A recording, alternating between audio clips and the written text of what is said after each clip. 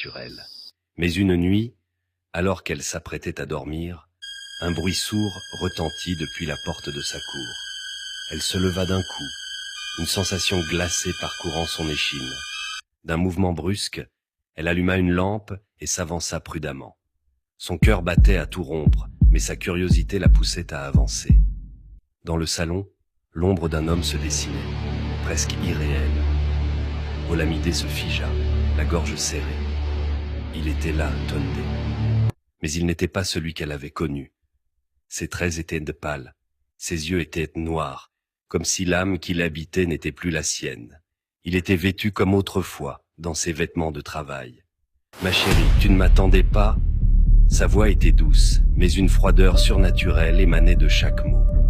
Olamide recula d'un pas, son esprit se noyant dans l'incompréhension. « Non, ce n'est pas possible. Tu es mort, » bégaya. Mais Tunde ne réagit pas, comme si ces mots n'avaient aucune signification pour lui.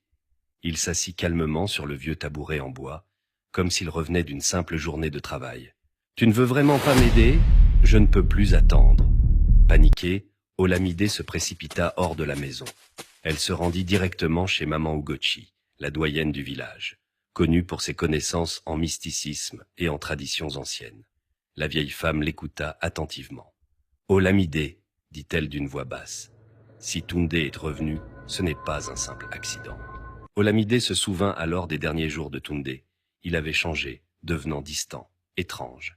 Il avait commencé à porter un bracelet rouge qu'il refusait de retirer. « Je travaille sur quelque chose d'important, » lui avait-il dit, mais il n'avait jamais voulu en dire plus.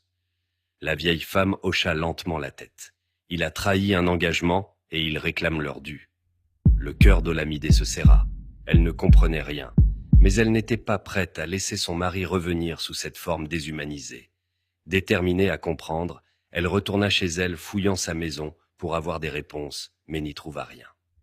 Une autre nuit, la silhouette de Tunde réapparut, encore plus menaçante.